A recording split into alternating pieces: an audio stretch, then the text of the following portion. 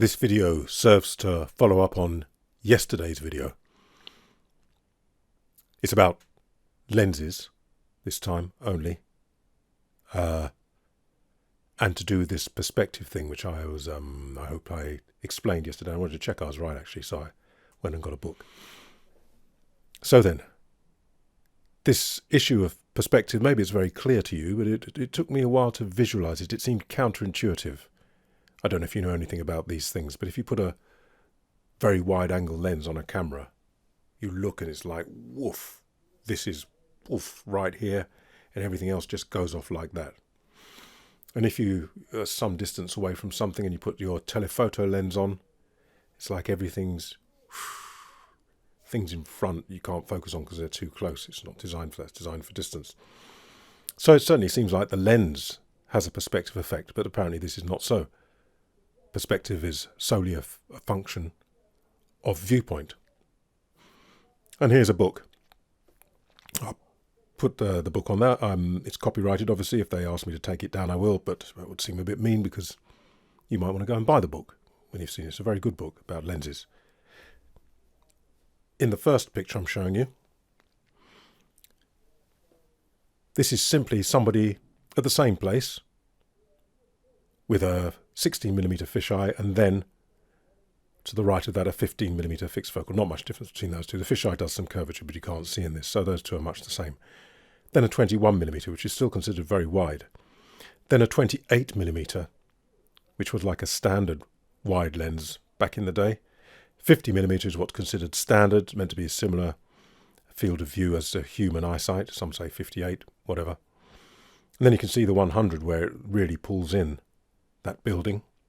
And then you can see with a 180, which is true telephoto. 100 isn't really considered true telephoto. 180 is, 280 certainly, and 500 is kind of like an extreme telephoto. So you can see from those the difference standing in the same place and swapping lenses. On the next picture, what they've endeavoured to do is to roughly keep the statue the same size. They kind of have. And you can see from that then, with the first one, with the first two, the 16mm and the 15mm,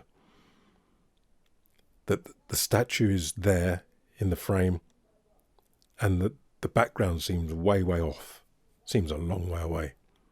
They could have got even closer. If you want to be dramatic, you can get really close to the statue. It makes the statue massive in the background when there's nothing much happening in the background until you get to the buildings. Makes them seem a long way away. You can already see a difference by the time it gets to 21mm, which is still wide. Then at 28mm, you can see a difference again. 50 you certainly can, which is meant to be what it would appear like to the human eye if you were standing where the photographer's standing. And then we see at 100, quite a difference. And up we go, 180, 280, 500, where admittedly the statue's slightly larger now, but look at the building in the background. It's like completely different. But this is not to do with the lens.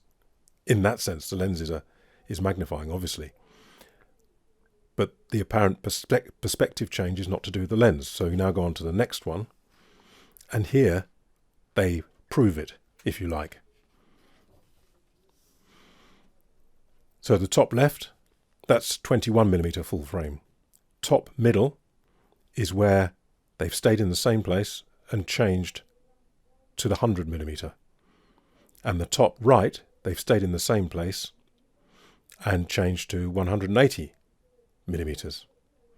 So when we come down to the second row, you can see what they've done with the 21 now is they've zoomed in on the print. This would probably have been an enlarger back in these days, but you could do it on screen now.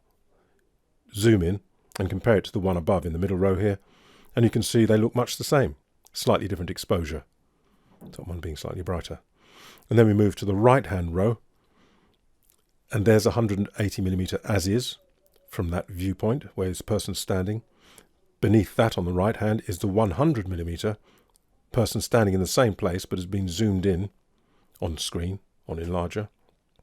And then the bottom one in the right is the wide 21mm that's been zoomed in again on the enlarger. It's a cat coming in. The enlarger or on screen, and you look at them and think, well, now they look the same. So I don't know. That was just to clarify that, and I'm glad I got it right. A little bit not intuitive to me. I like to see stuff. Just thinking about it sometimes doesn't work for me. I could have done the test myself, but there it is. Great book if you're interested in that kind of thing. And I'll be seeing you.